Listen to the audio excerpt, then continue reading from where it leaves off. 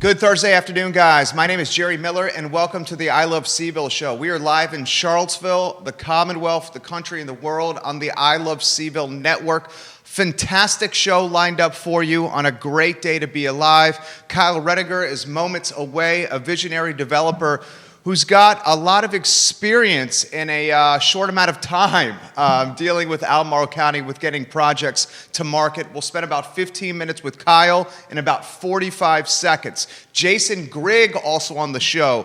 Like Kyle, a friend of mine, Jason Grigg just launched a business in 2020. He went from being the racket sports director at ACAC, just a marquee job in the racket space, to being an entrepreneur now. He's launched a business, JG Pickleball, that's absolutely fantastic. I want to highlight his endeavors and his efforts, and Walter Heinecke in the 1 o'clock hour to talk all things City Hall. The show and the network presented by Ting Fiber Internet. Crazy fast internet. Judah Wickhauer, our director, if you can get the link on screen, ilovecville.ting.com. We use that link to save $288 on Ting Fiber Internet. Free installation in the free first month. It powers this network. Ting Crazy Fast Internet. Judah, let's welcome Kyle to the show.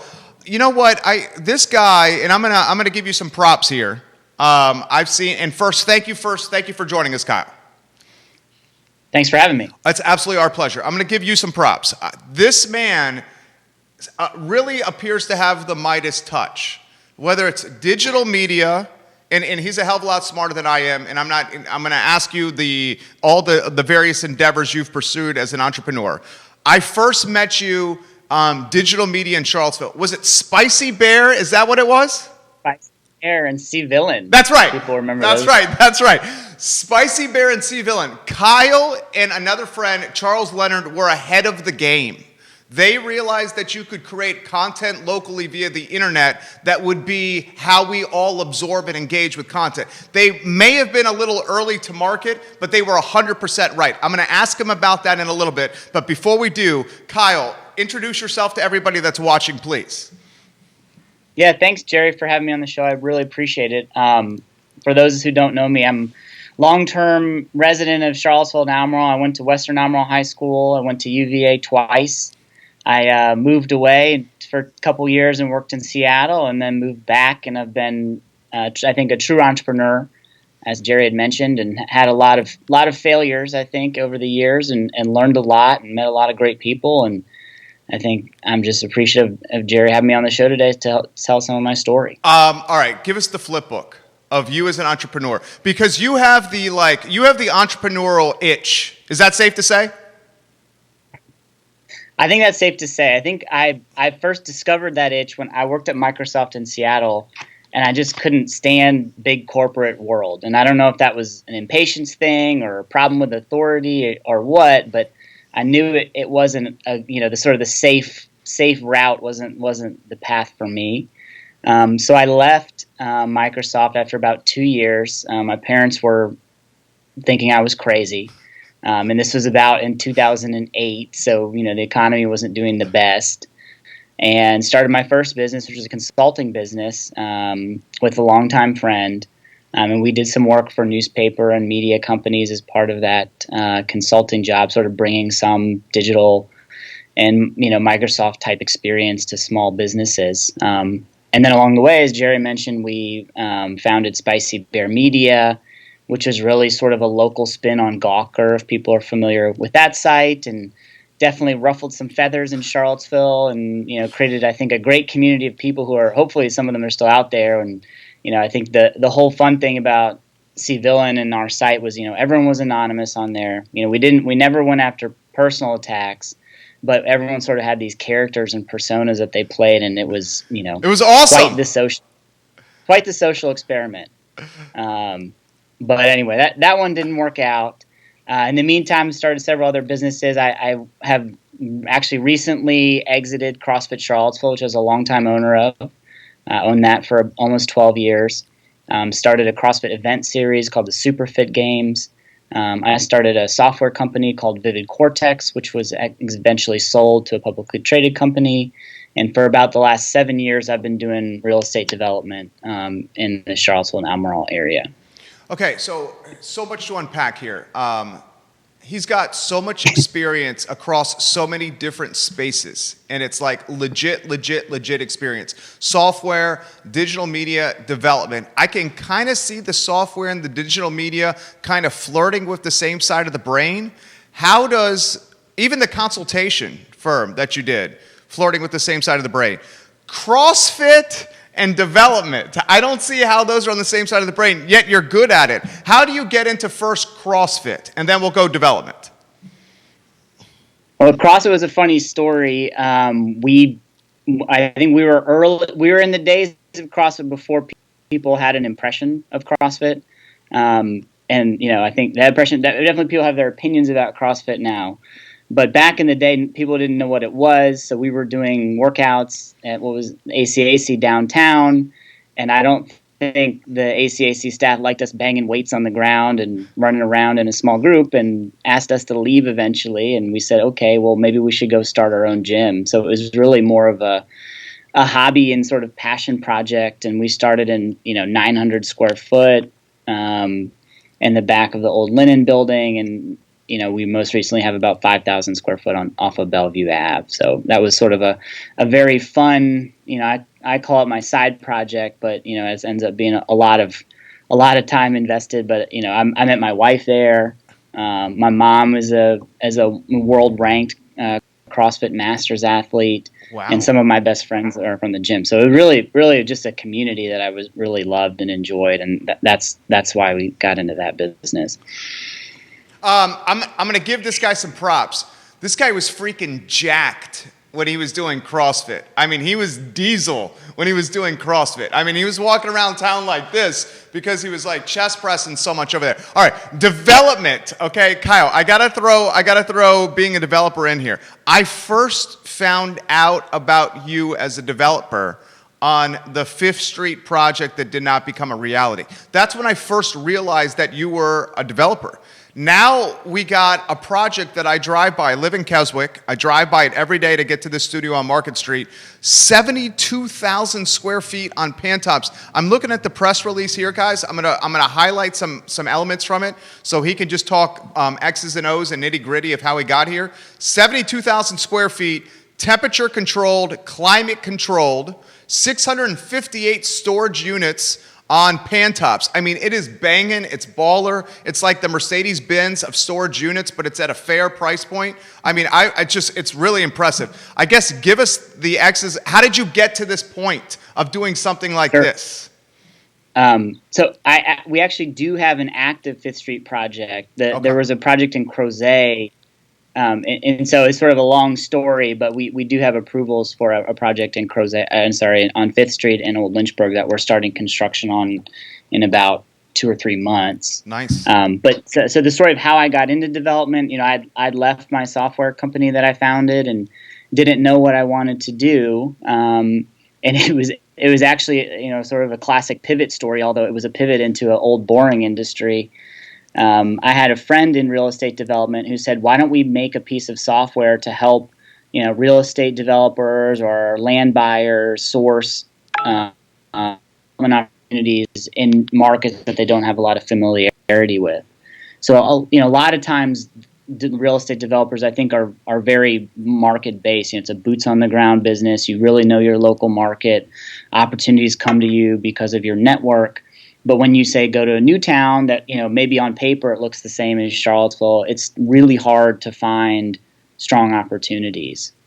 So we basically prototyped a piece of software that people could use to do that.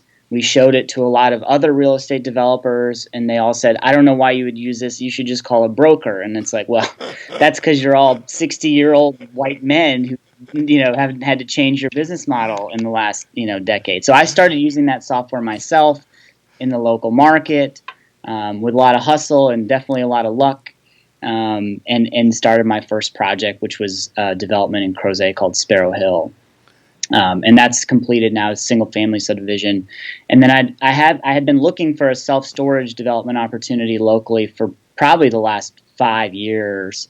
And, this town, the growth area is relatively, only 5% of the land is developable. A lot of that's already developed. A lot of it's owned by, sort of your big 3 or 4 developer names in town. So very difficult market to break into. And this site came along my plate, and it required, I think, some complicated engineering to make work. If anyone's seen that site, it's got sort of one story that's underground. It's elevators. It's very tight, difficult site to do construction on. But we made it work, and I think we completed construction in about 10 months, which is about 2 months ahead of schedule. And it was my development team, my general contracting team is great, my management company is great. So sort of just fell into my lap, and we made it happen. Dude, I am fascinated. Can you give us the flip book or like some insight into the supply chain? And you don't have to get into like the weeds super much, but like how do you get from 72,000 square foot idea to what I'm driving by every day on Pantops that is absolutely like, I mean, who helps you flush this idea? Maybe financing, maybe architect, vision. How do we get to this point, Kyle? It's such a dumb question, but I'm just looking for some insight here. Yeah, I think. Well, so let's talk about just the industry as a whole. I mean, to start, like, why is self-storage an interesting industry, and why was I attracted to it? So I think some stats people might know that 1 out of 10 households in the United States rents a storage unit. I mean, it is a massive industry. There's almost 2 billion square feet of rentable square feet all over the United States.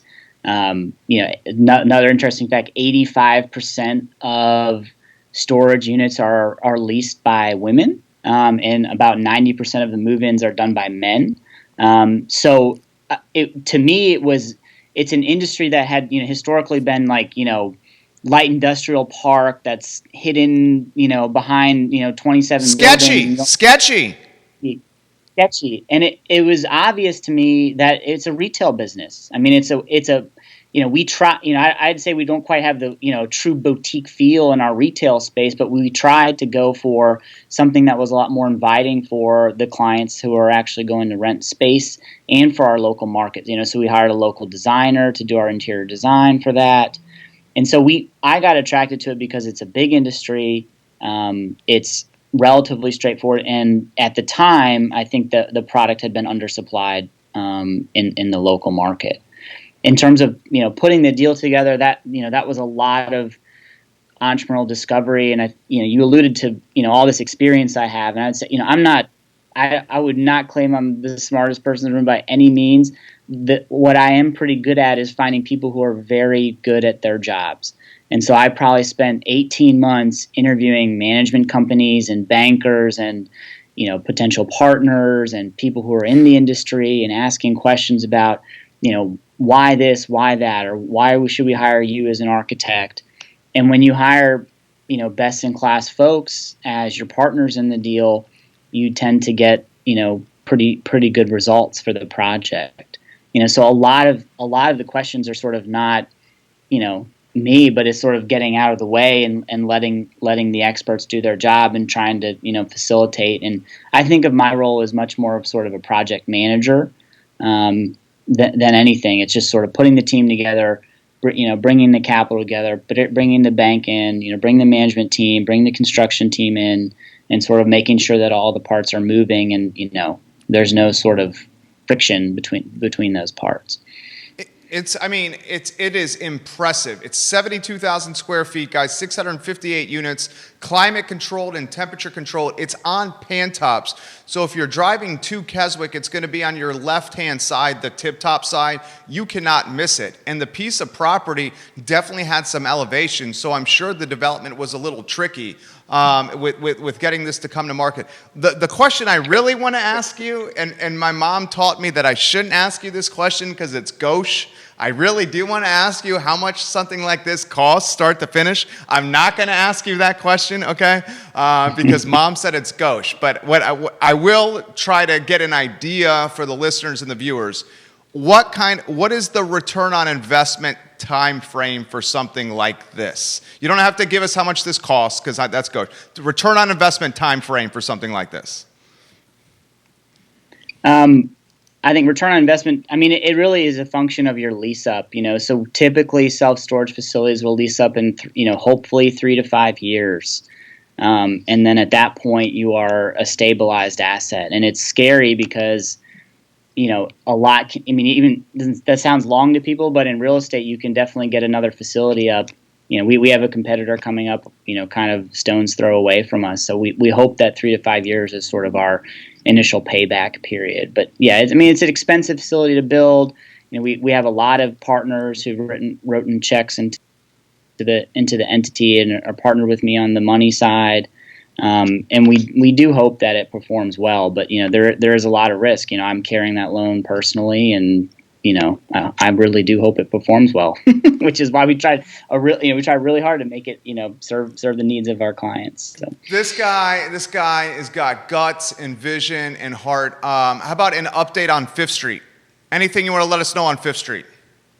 Sure, yeah. So Fifth Street is a mixed-use project, and we're partnered with Albemarle County on that project. It's called Albemarle Business Campus. It has 128 apartments, another 100,000 square foot. We call it a flex building, so it's self-storage plus retail plus some light warehousing space. It's got a very cool-looking Class A office building that Bruce Wardell designed, and hopefully we can find a tenant for that sometime soon after COVID. And we've got 2 small retail buildings in there, and then a second pad for another office or another hotel. When do we expect that's coming to market? Sorry, is my connection good? I feel like I'm breaking up. You're good. Sorry, I missed the question. Coming to market. When do you think that's coming to market? We plan to start moving dirt in around April of this year.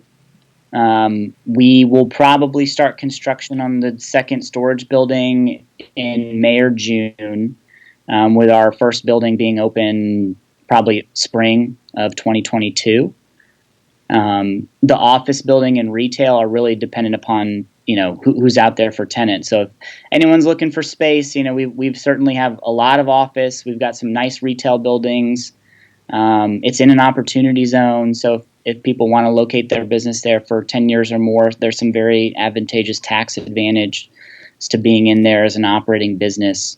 But yeah, so that site should, I think, look a lot better and more approachable for folks probably later towards the end of this year. Cool. Last question for you, Kyle. Thank you for the time. Developing in Charlottesville, developing in Albemarle County. Any insight you can offer? I mean, everybody that's come on this show that's in shoes similar to yours says it's hard and I was going to use a profanity, but I stopped myself. It's extremely difficult. Any insight you can offer on this for the viewers and listeners? Well, yeah, I've been through the public process of rezoning twice, and that is probably one of the most difficult things I've ever done in my career.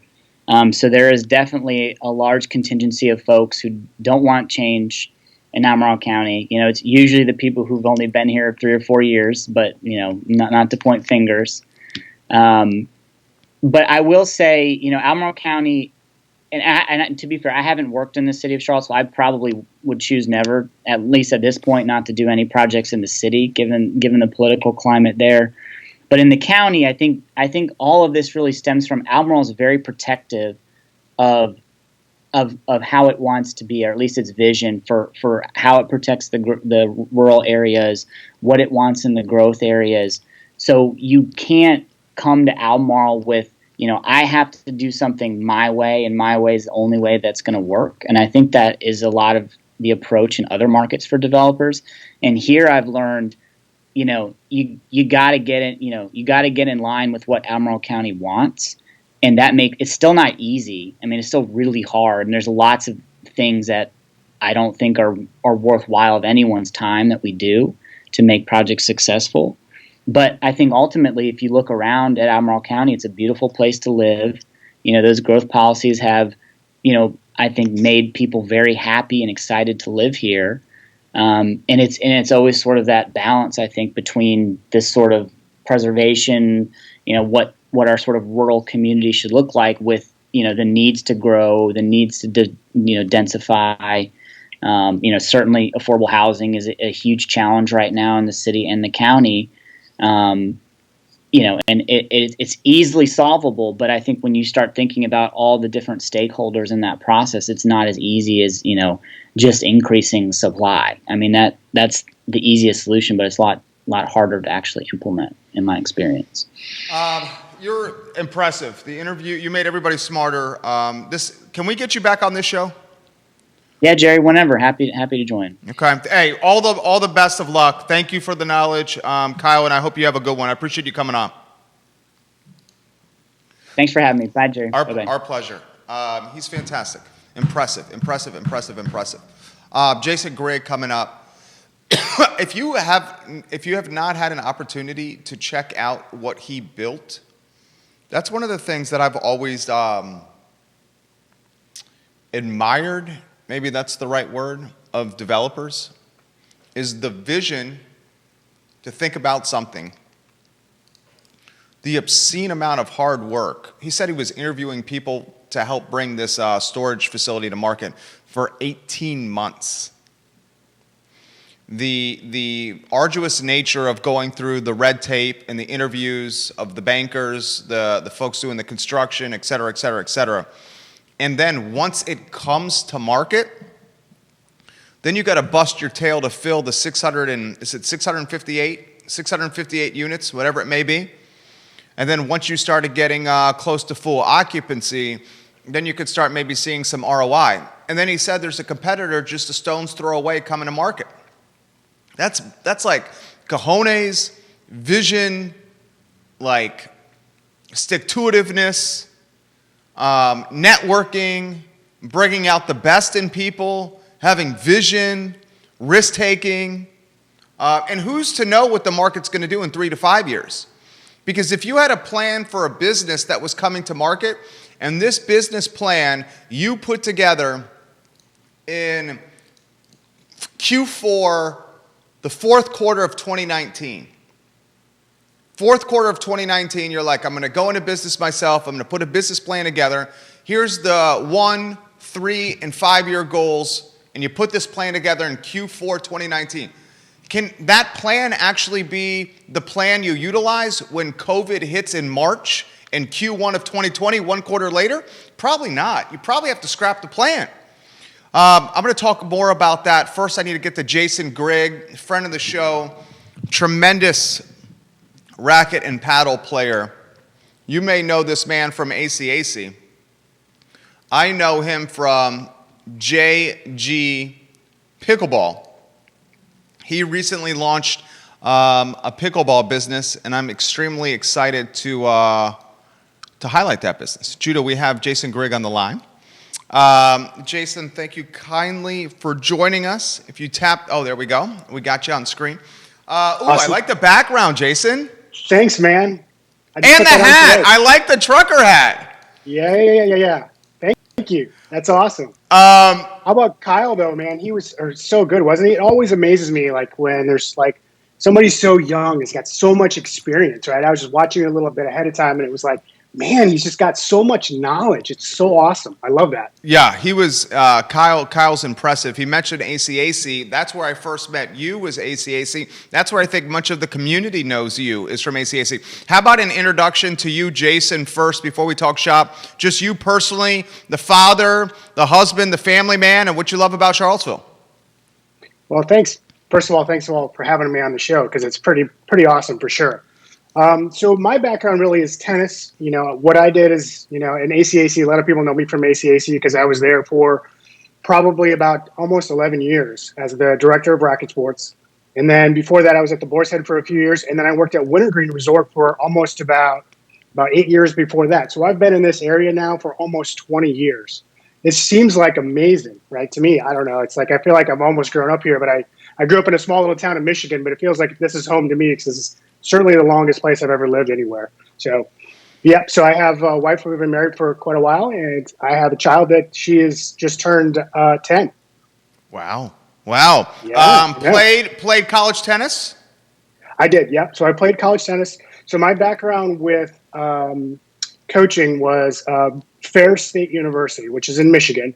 They have a program called Professional Tennis Management, where I actually got certified to teach tennis, and it was a 4-year marketing degree with a minor in retailing. So it was a great way for me to be introduced to the tennis community, and it was great. I loved playing college tennis there, and it was an awesome experience for me because it was all about, the director of the program at the time was all about networking. And it was like meeting people and getting to meet people. And the more people you meet in the industry, the more places you can go, because you never know what's going to happen, who's going to be your next boss, right? Or when you're going to need to make a connection with someone else about, the different entrepreneur things you're looking at doing and where you're going to go. So I've been very, very fortunate in a lot of ways to be able to connect with people. So tell us how you become a business owner. Tell us that evolution. So the idea was, I was at ACAC for a long time, and I'm just looking for the idea of trying to find a niche, right? They worked really well. And I kind of pickleball was kind of something that it kind of fell into my lap. And it was one of those where I got certified to coach, and I started teaching it a little bit at ACAC when I was there. And I kind of really found like a really good niche of people and clientele that was really able to support me. The challenge really was, during COVID, we had to shut everything down.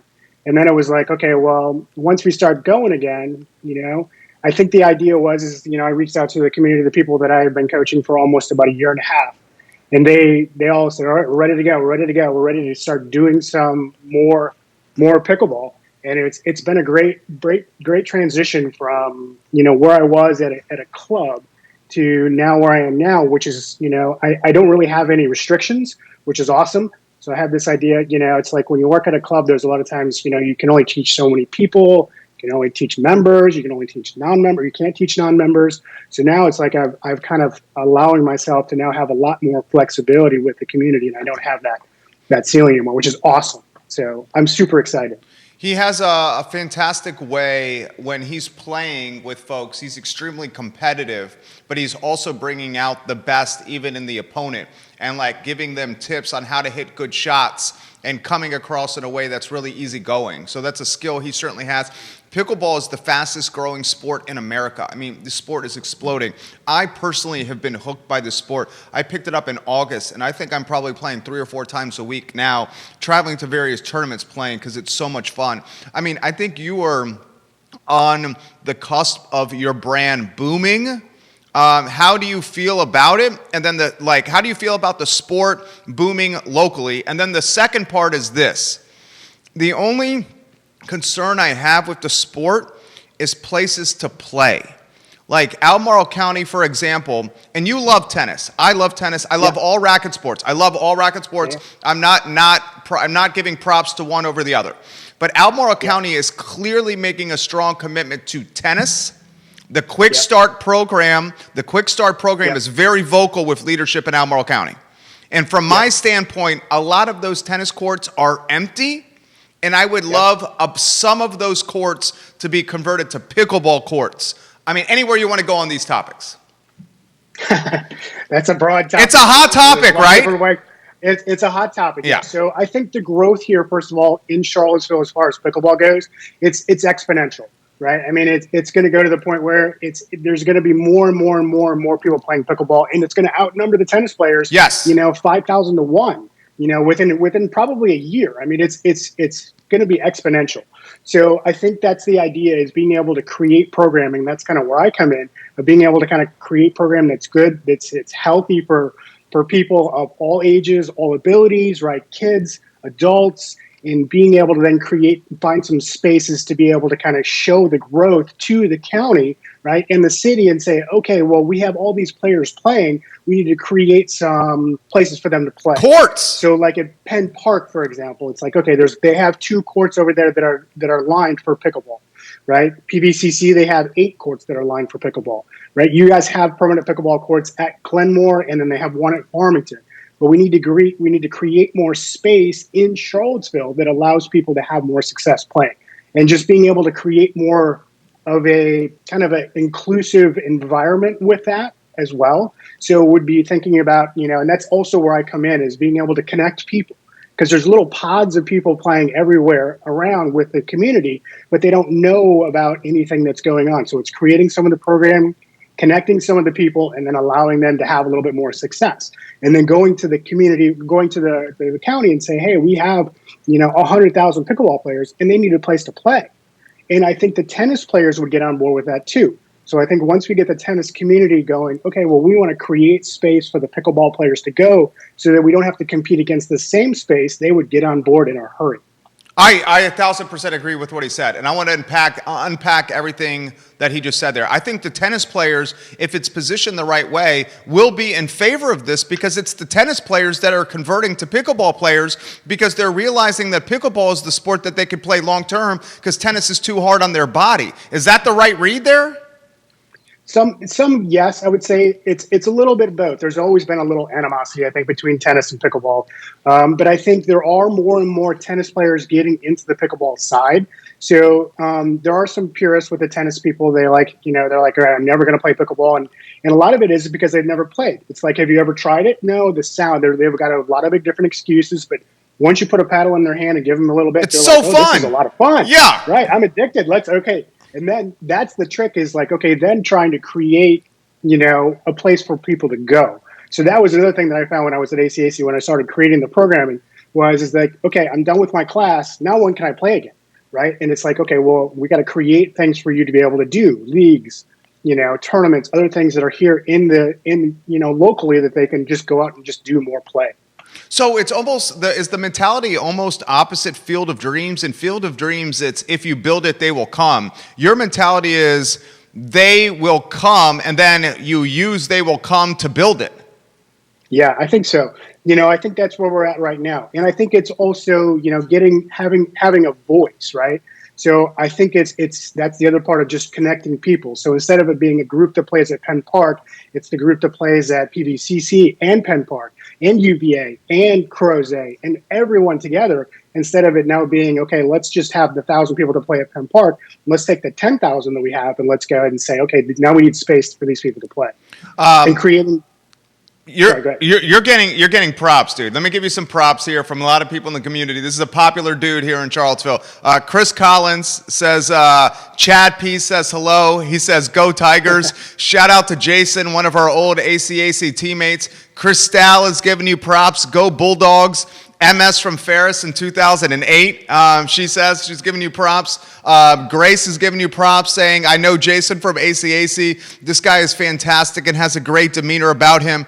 Are you gonna? I think you're gonna be the guy. I think there's 3 people that could have done this, and one of them I just heard over the weekend is moving to North Carolina, and that's who you train with in Meg Charity, right? So I think now there's 2 people. I think it's you and Meg Washburn, and you have potentially the deeper network because of your time at ACAC. I think this is going to be the guy that becomes the godfather of pickleball in Central Virginia and organizes a bunch of leagues that everybody is salivating for. I mean, I am salivating for like a Central Virginia league here. I'm sure you're hearing that from everybody, Jason. Yeah, totally. And we actually had stuff organized before COVID. We actually had a league that was already started. And it was this idea, we had 2 PV club members teams, so PVCC teams. We had an ACAC team, and then we had possibly a Boar's Head team. So we already had dates and everything on the schedule of everything that we were going to do. It had it all worked out, and then COVID hit. So we're at the cusp of where we want to be as far as creating this places to play or opportunity to play, because everybody that's the one thing, that people start playing pickleball and they're just like, okay, well, I want to play all day long every day. And it's like, where can I go to do that? Right. And if you create that environment for them to have success doing that, it's going to be the sky's the limit. And I think, what I can help bridge is the gap between the pickleball players and the tennis players. Because I come from the tennis side and I can explain to the tennis players, say, look, if we create this place for them pickleball players to go, we don't have to worry about losing tennis courts. And I think they all understand that part of it. So, and I think that's the long-term thing that we really want to try to create here in Charlottesville. I think you have the skill set to pull all of that off. You know what you may also have to be is you may have to be the lobbyist for the pickleball community with Albemarle County Board of Supervisors leadership and the guy that's going to the meetings, making the presentation. Look at all the players that are playing. We need somewhere to go. I mean, is that something that you think you're going to have to be doing too? Yes, definitely. I mean, but I think the idea would be to also have the community members involved as well, right? So I could be the voice, but I want to make sure that all of the community members get heard, because it's one of those things where I think that sometimes what ends up happening is it's, like, okay, we'll put 2 courts down at Penn Park and we'll see how that works, right? And then all of a sudden it's like, I was over there playing the other day, and there's 8 tennis courts over there, and 6 of them are all pickleball courts, and there's only 2 courts that are being played as tennis. So it's like the demand is there, and then it's really just trying to figure out, and getting input from everyone as far as the community goes. So everyone to start talking to people that are over there, and they're like, okay, well, if we had the option of putting pickleball courts in, where would you like them to go? What about putting more lines on some of the courts? How do you want to set that up? Right. And I think then going back and making sure, as we have some conversations with people in the community from Albemarle Park and Rec and the city, just to make sure that they know that the voices, the people are heard, and they know exactly what needs to be done. I would love, and I'm sure you've been there, I would love, and we see that one board, you have one board of supervisors watching you here from Albemarle County. Okay. Abby Guskin is giving you props. Jason is a stellar human being, a wonderful community advocate, a pickleball hero. That's from Abby right there. Multiple people giving you props here in the feed. We will get to these comments here. Pouncey Park in right outside Richmond. It's like 45 minutes from us. That was the tournament that I played at. That place is so dope, and it's constantly busy. Awesome, isn't it? We need something like that. Yes, we definitely do. And that's a great model for sure. I mean, that place is awesome. So, and they've got 12, I'm pretty sure it's 12 courts there. So I think they did 2 banks of 6. So they started with 1 bank of 6, and then they built another bank of 6. But definitely that's something that we could do. And I think also that we could also do, and this is, a conversation that I was having with someone else the other day, was I think we could raise money, right? So if it was a money thing, right, maybe from the county we could get land, right? We could go to the city and say, we just want space to build it at Darden Tow. And then if it's a money thing, right, I think from the pickleball community, I think we could raise all kinds of money to generate, to put whatever we wanted in there, because I think that would be a no-brainer. I agree. How about and this was something that was flirted upon with something that Meg Charity was brainstorming with the sports bar pickleball concept. Could this be a private citizen that helps make pickleball a reality by creating dude, how cool, you're a sports fan, how cool would it be to have 12 courts, 100 TVs, you and I are watching college football, we're drinking cold beer and eating wings and playing pickleball with our friends. Yes, it doesn't get any better than that, right? I mean, that would be the ideal dream scenario, for sure. Totally, that's the dream, yeah. So I think that could be, right? It could be like a business model that you come in and you create, you create a space that you can come in and have a beer and socialize and play pickle and watch sports and and just hang out and have fun, right? So I think that is definitely something that could be created here in town too. It's the tricky part with that is it's just you need so much space, right? And it's so expensive. Yeah, I mean it's expensive, and then you have to try to figure out a way to monetize it. So that's a little bit of the challenge, I think, right? Is being able to figure out a way to monetize pickleball. Right, and I think it's getting there. So they opened up a place up in where is it? In Chantilly, just recently. It's called Pickleballers, and I think they have 8 indoor courts. It's all indoors, but I think it's 8 indoor courts, and that's what the idea was, to create space like that. So it's something that's on the cusp, and it's coming. Right, and we're going to see all these places pop up all over the place because there's a demand for it. Because people want to be able to play and they want to be able to figure out a place to go. I think this guy, dude, guys, I think Jason Grigg is on the brink of being the godfather of this sport in Central Virginia. This sport is going to it's exploding right now. It's doing it quietly and loudly at the same time, which is obviously an oxymoron, but it's quietly and loudly the most popular sport in America. JG Pickleball, tell us about it. Give us the elevator pitch. So the idea is it's JG Pickleball is basically a brand that I created and have a website that you can book either tennis lessons or pickleball lessons. So you can do private lessons, group lessons. I do semi-private group pickleball and tennis. And then I have drop-in pickleball classes there on every Tuesday, Thursday, and Saturday for beginner and intermediate level. Then we also created an online store where I sell paddles and pickleballs and nets and pretty much anything pickleball. trucker That hat hats, is great. right? Yeah, That's it's great. Yeah, man. I'll get you one so you can sport it around. Please. Yeah. And Jason, I don't want to speak for the other three people who you already know, but I'm going to speak for them right now. You have 2 teams for our neighborhood committed to the league that are willing to pay to join. Dude, we are chomping at the bit to play other people and not just ourselves. Yeah. Good. We'll get it going. Definitely. I can't wait. I cannot wait. You rocked this interview. Thank you for the time. Yeah. Thank you, Jerry. Appreciate it. You have a good one, Jason. All right. Take care. You too. If you have not played this sport,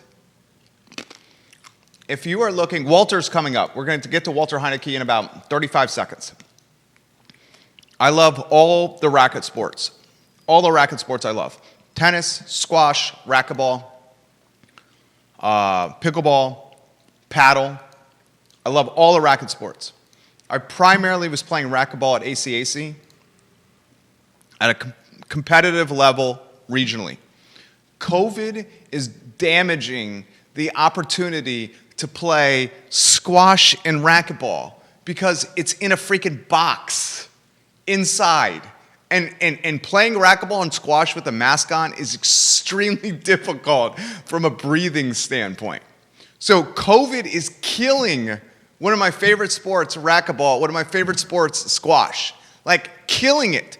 The level of participation, me being able to find opponents outside of my friend Babek and my friend Bruce Pierce and my friend Jay Osborne, maybe Lonnie Conley, to play any of those sports in a box at ACAC, it's extremely difficult. And I was missing the juice, the competitive spirit that I was getting from playing 5 days a week at ACAC downtown. I was missing it. Like, I love the juice. I think I love the competitiveness even more than the sports themselves, the juice. So I'm like, all right, let's try this outside sport that I had never heard of, a combination of like tennis and ping pong. I'm like, well, I'm good at tennis and I'm good at ping pong and I'm pretty good at racquetball and squash. Let's give it a try. Pickleball is a sport that you can play one time and be pretty decent at. Now, the more you play, the better you become, but it's not a hard sport to pick up. I think if you give it an opportunity, you will be freaking addicted to it. It's COVID safe because it's outside. You can do it with your friends, your family, your pod, and it's good exercise. And it's not that much wear and tear on your body. It's like literally turning into an addiction for me. I think my wife would concur with that as well. She calls racket sports, the other woman is what she calls racket sports because I play them so much. Give it a try. Jude, I'm reaching out to Walt.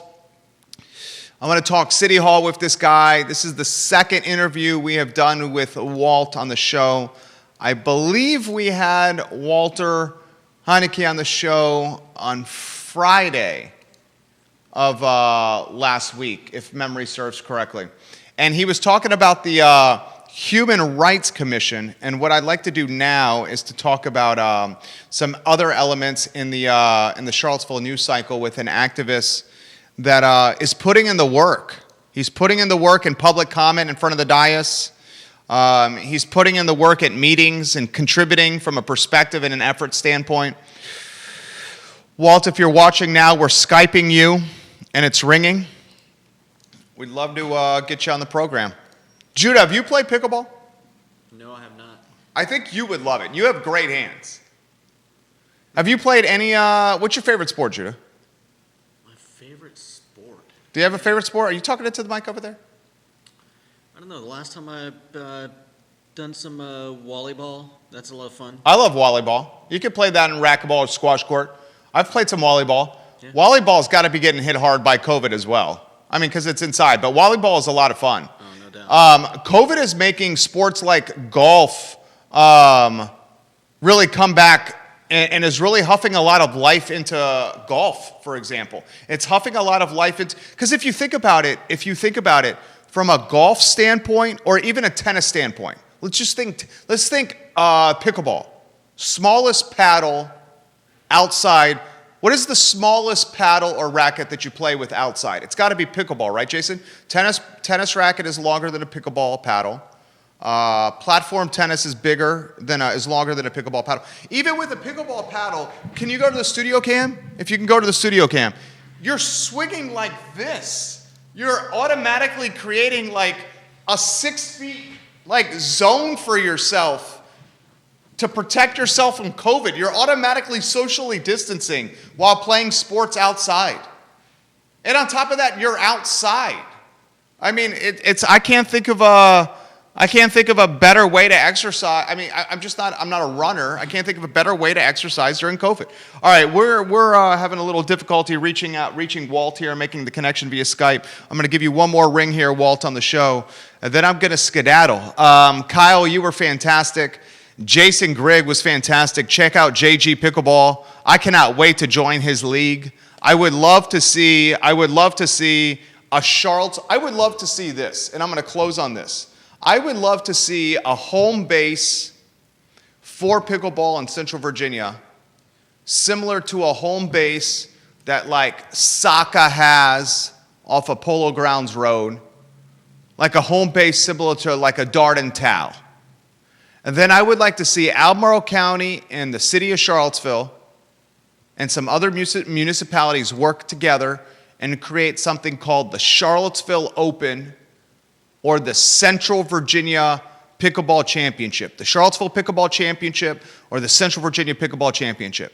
And then I would love to see this become a Thursday, Friday, Saturday, Sunday, 4-day affair that had women's singles 3-0, 3-5, 4-0, 4-5, 5-0 open, men's singles, men's doubles, women's doubles, and mixed doubles played on each day, and it could turn into a mid-Atlantic pickleball tournament.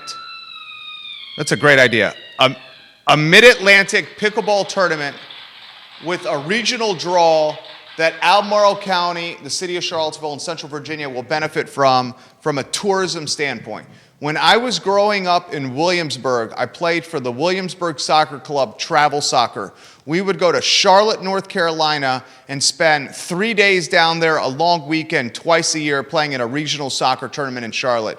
Richmond does a tremendous job with sports tourism as well, whether it's NASCAR races, the Jefferson Cup, all the stuff the Richmond Strikers do. They have a great pickleball tournament over there that was 4 days of pickleball where people were staying in hotels and spending money at restaurants and driving incremental revenue. That's maybe the play. Maybe the play is Albemarle County, if you give us X amount of dollars to build a pickleball facility, within 3 to 5 years, we will have a regional tournament that will drive return on investment, that will not only pay the dollars that you allocated to us for the pickleball facility, but it'll be a yearly tournament that's going to be sports tourism that will drive hotel, restaurant, and other incremental dollars to the area. And don't forget, Albemarle County, and I see you watching, Board of Supervisors, you're in a budget deficit. So you need some incremental revenue sources. Sports tourism should be a focus for incremental revenue sources for Albemarle County. I hate to say this, gambling should be a focus as well. And however you feel on this, I think cannabis should be a focus for them as well. Walt, we got you. How are you? I'm Start. Well, I'm glad you came on the program. Thank you for joining us. My friend, how about we start with an open-ended question here for you, okay? Our way. I've said the November 3rd election in Charlottesville City is the most important election we may possibly have ever had in the history of Charlottesville. And I'm going to outline my reasons why, and then I want you to pick it apart like Thanksgiving turkey if you disagree. This is the upcoming election. Yes, sir, the upcoming election. Got it. Walt, Go for it. two open spots. Yep. Council is coming out of COVID. Yep. We hope. We Yep. have a budget deficit. Yep. We have a city manager we have to hire. We got the West Main Streetscape. I know Chip's in the spot, but he may not be long term. We got the West Main Streetscape project. We got school reconfiguration. We got the Market Street parking garage. And let's not forget the Human Rights Commission, baby. And the police civilian. That's review a hell of a board. lot, right? It's a big bite of the apple. Okay, show is yours. Pick it apart. What do you think? Well, I teach policy studies, and we have a saying in policy studies: there is no policy in heaven because you get everything you want. Down here with us mortals, you got to prioritize, and it's about making priorities and tough choices. And so everything that I think about when it comes to the upcoming election and where we are is framed by a couple of big picture items that you got to hang in there with me for a second. It's what we experienced in 2017 on August 11th and 12th frames that we have a problem with white supremacy and institutional racism in our community, and we're trying like heck to address it. And I will credit council under a lot of difficult conditions over the last almost year now. They have been making inroads on things like housing, home to hope programs, those kinds of programs. So I do think that they've not been doing nothing, but they've been working on this. So my thinking about the next November election is there's a lot of things on the agenda. There's a budget deficit that we're going to have to deal with, but we're going to have to prioritize. And I think we started something in 2017 and we need to finish it. Okay, what do we have to finish? I think we have to finish things like low-hanging fruit for me are things like cleaning up the Human Rights Commission and making it hiring an attorney to be the director and cleaning up its internal functioning so it can serve it can actually serve low-income people who are discriminated against in this town. We got to clean up the PCRB, hire an executive director. We have to clean up that ordinance because the state just gave us, a new set of marching orders that are much broader than what we had imagined. We got to finish that. We have to finish the affordable housing crisis work that we've been doing. So that's going to take. Right now, we're somewhere around 8 to 10 million in city contributions. I think that might have to go up. If we're gonna get to 40 or 4,000 units of affordable housing within, I guess, about 12 years now, which is what our target is, we're going to have to take some pretty significant steps. Those are, 3 projects that I think we need to get working on right now in terms of the equity agenda. We had Councilor Snook, Councilor Payne on the show, and we had Chip, who's the newly minted city manager, and they all used the term stabilize the organization. Yeah. What do you make of stabilize the organization, Walt? Well, what I hear again, I always go. I have a 5,000-foot perspective on all this. When you try to make changes in the city based on centuries of sort of white supremacy and institutional racism, it's not going to be a walk in the park or a picnic. It's going to be difficult. So I would expect, dust-ups and, turbulence to happen when a city is really trying to grapple with the legacy of white supremacy and institutional racism. So I understand what's been going on in City Hall and with council. I've talked to a lot of different people and got a lot of different perspectives on it. You haven't seen me come out and be hypercritical about it because I think that part of it, not all of it, I can't excuse all of it, but part of it is grappling with the significant amount of changes that have to happen when you're shifting from a post-2017 world where you acknowledge that there's white supremacy and institutional racism, and you got to do something about it. Again, not going to be a walk in the park. I'm pretty confident with people like the mayor and Tanisha Hudson and others who are really engaged in trying to make these changes, even though they're not on the same page sometimes.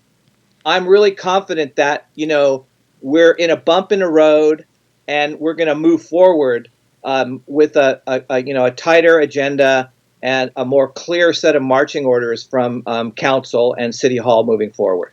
The mayor has gone on record saying she will run for re-election. I think we both think that Councilor Heather Hill, who has not made a declaration, will choose not to run again. If we're reading the tea leaves correctly, I think the tea leaves suggest that Heather is not going to run again. Mayor has said she will. How do you characterize her efforts for a second term? And then how would you grade? You do this for a living. You grade. How do you grade the first term, Walt? Of her term? Yes. Well, first of all, I'm not quite sure who's running. I have heard the things that you have heard, but I'm not absolutely 100% sure that the mayor's going to run again. Interesting. Because she said she was. That was a ways back. I don't know what she's thinking now. Okay. We'll have to ask her what she's thinking. Sure. I would support her running again. So in terms of a grade, again, my grading is influenced by that 5,000 foot perspective. So from my perspective, if I wanted someone to come in and shake it up and challenge, centuries of sort of institutional racism and white supremacy, I think she gets an A for doing that. Now, I'm 100% behind her on strategy and objectives. Tactics, sometimes we disagree. And as a white male, I would never, I just don't think it's appropriate for me to either, to tone police or to weigh in on her tactics for doing that. Sometimes I disagree with her tactics, but, I think from her perspective, the tactics that she uses may seem necessary for the objectives that she's trying to accomplish. Juan Diego Wade, your thoughts? So I don't know him personally. Like I said in the last show, I was partially responsible with Rob Schilling and Jeff Rossman to getting an elected school board. I'm happy about that, even though the Democrats opposed me on that initiative years ago.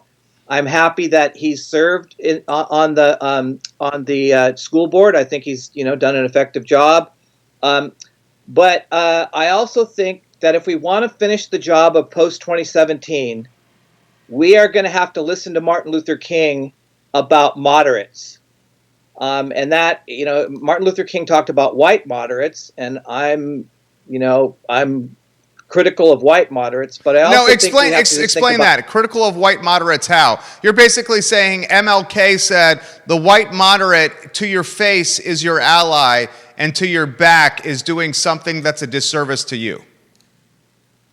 Yeah, that's right. So the white moderate, he argues, is responsible for keeping us from moving forward with progress and getting to where we need to go.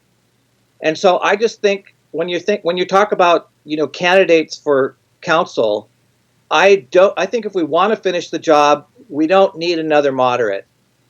And I don't buy into the discourse going on nationally about how we got to move to the center right now.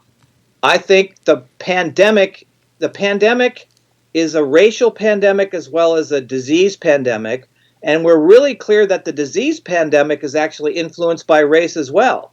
Like, it's becoming really clear that racism, it pervades almost every institution and every issue that we're dealing with right now. So when you talk about the November election, in my mind, I'm thinking about someone that can work with Payne and McGill and Walker to kind of finish the job that we started in 2017. Walter, you're good at this. Abby Guskin, Walter is a truth teller, seeker, and a CVille badass. I love him. Yes, I'm the human rights director now. Yes to the PCRB. It's a priority. Affordable housing is a must and foremost. Thank you, Walter. Questions coming in. I'm very glad I welcomed you back here. Questions coming in. This is coming from Jackson. Jerry, can you ask Walter if he thinks a 2 or even 3-party system would be beneficial to Charlottesville? It seems like a lot of this dysfunction is being created by the one party we have in office.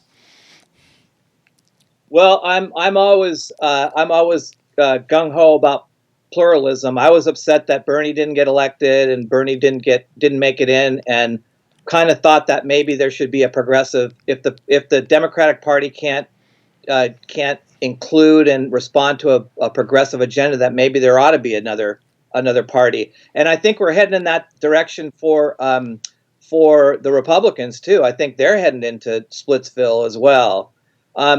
Way back when there was a movement to create I think it was called the Charlottesville Civilian Party. I'm losing the name on it, but it was a third party, and it led to the Democratic Party in town shifting a bit and moving a little bit more to the progressive side.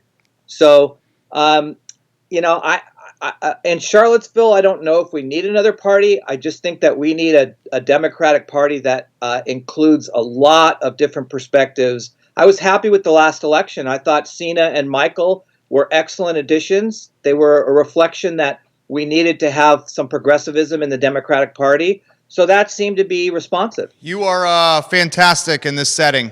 Seriously. I'm going to pester you in the future about coming on this show. Anytime. Thank Jerry. you. Yeah. Hey, Jerry, I know that we disagree on a lot of this stuff, and I really appreciate you tolerating and letting me kind of give my perspective. I appreciate your perspective, and why I do is because you back it up with reasoning. It's not just like you're just saying it. You're like, here it is, and then this is why I think it. And frankly, and I sincerely mean this, I learn from you. Like I'm very socially liberal and fiscally conservative. My mindset aligns with a lot of what the libertarian mindset is. But one of the things that I appreciate that you do is like you do the work, you put in the effort. Like you go to the meetings, you talk, you follow, you read. Tanisha does as well. And I mean, you got to respect the work. So here's a place where you and the mayor and I agree. We are all on board for accountability. I have heard her talk about accountability with nonprofits. As an evaluation specialist, I believe in accountability, and I think you do too. That's extremely important to me. My issue that I've had with the mayor has been on, perfect is the enemy of productivity. Some of her votes on housing have just encouraged developers to go buy right as opposed to taking the affordable housing units that they were offering. It's extremely difficult to build projects in this area. The tactics methodology that you mentioned, I'll be a little more pointed with that. I think some of those tactics cause friction. Now, to your point, maybe friction was needed post-2017, August 12th, because the status quo wasn't doing anything to bridging the gap between white people and people of color. So maybe we needed some friction, to your point. I mean, that's what you're basically saying, right? Yeah, I think we did. I think we needed some necessary trouble and, some good trouble. Do you think she wins again? If she runs, do you think she wins? I do. I think she would. Yeah, I think there's a people in this town who want to see the 2017 agenda finished and move forward because, one term's not enough to get a lot of these things done. We saw that with the Obama administration. It takes 2 terms, and I do think she can I do think she can win again. Okay, then the last question: What's your instinct say? Does she run? I just don't know enough about. I just don't know enough about what she's thinking on a day-to-day basis. I think it's really tough for her. She's taking a lot of flack for engaging in that necessary trouble. And it must just wear on you. Again, I cannot put myself in the shoes of an African American or a Latinx or a Native American woman who's in a position of power and leadership. I just can't. I can't put myself in those shoes. It's just difficult to do that. So there's a lot of things that I don't know and I don't understand. And I think we need to wait and see what she's thinking and see what her next thoughts on running again. Walt, you're a breath of fresh air. Well, I appreciate that, Jerry. Thanks for telling that. Can you tell the administrators at UVA that? You have a good one. I'm going to pester you. You have a good one. Thanks, Jerry. You too. Have You a great too, day. Walt. Walt is fantastic. Bye. I love that interview we just did with him. What do you guys think? You think she'll run again? It is the most, I'll outline it again, the most important election in Charlottesville history. You can obviously make an extremely compelling argument that the most important election in Charlottesville history was the one right after August 12th, A12. That's when Councilor Hill and Mayor Walker got into office. Mayor Walker got into office as an independent, making history as an independent getting into office. So I could legitimately make a very compelling argument that the election right after A12 was the most important one. I'm also going to make a very compelling argument that the election this year on November 3rd is the most important. And I'm going to back that statement up with these facts. School reconfiguration. We're still in the collateral damage of COVID-19 in this pandemic. A budget deficit that we have not seen in a very long time in this town. Market Street Garage, where a lot of people in this community really don't like. Do you break your promise with Albemarle County about keeping the courts downtown, or do you use the $15 million to build a parking structure somewhere else? The West Main Streetscape project, $50 million plus project. West Main Streetscape project. What do you do with that? You're in a budget deficit, $50 million plus project. You eventually, in this 4-year term, the two people that get elected on November 3rd, in their 4-year term, these people will hire another city manager. Chip is amazing. He's no spring chicken. He's amazing. He's no spring chicken. So whoever gets elected on November 3rd, one of those two people will hire the next CEO of the city of Charlottesville. I mean, you're talking about some freaking serious stuff that they got on their plate. I will make the statement that it's the most important election, even more important than the A12 election, because of everything that's happening. I mean, pandemic. If I'm a betting man, and I am a betting man, you know I'm a betting man. Got a couple people that owe me some money from bets. If you're watching, you know who you are. Pay up. If I was a betting man, I'd say she'd go again. She'd run again. She's got too much left that has not been finished not to run again. Her efforts have just started, and that's why I think she'll run again. That's the show. We'll archive the show in totality on ilovecville.com. Oh, as a reminder, on the 12th of February, it's a Friday, from 10 a.m. to 10 p.m., we're going to do a 12-hour live telethon, and we're going to try to raise $150,000 in this 12-hour telethon here on the I Love CVille Network to buy a piece of land on 10th Street in the city of Charlottesville. If we can raise $150,000 on the 12th of February in this 12-hour telethon, the Thomas Jefferson, excuse me, gosh, I apologize. The Thomas Jefferson Community Land Trust will be able to build 5 houses on this piece of land. So $150K, buy a piece of land on 10th Street, the Thomas Jefferson Community Land Trust. Your money, we will crowdsource the purchase of property. How cool would it be if 3,000 people gave $50 each? If 3,000 people in Central Virginia gave $50 each, that's $150K. We crowdsourced the purchase of land for affordable housing in Charlottesville, putting our money where our mouth is and making history at the same time. Never in the history of Charlottesville, Virginia, have citizens crowdsourced the purchase of land for affordable housing. If we're able to raise $300,000, there's a piece of property on the corner of Monticello and Carlton that can also be purchased by the land trust, and that would yield 6 units of affordable housing. So 2 pieces of property, $300K, 11 units total of affordable housing, coming to market roughly at $200,000 purchase price, net zero. I mean, that's banging. 12th of February, Friday, February 12th. Please get involved with this. I don't ask for much of the show. On the 12th of February, I'm going to ask everybody that's watching and tell your friends to donate $50 so we can the land trust can buy some land to build some affordable housing units. All right, I'm out of here. Judah, thank you. My name's Jerry Miller. It's the I Love CVille Show. Take care.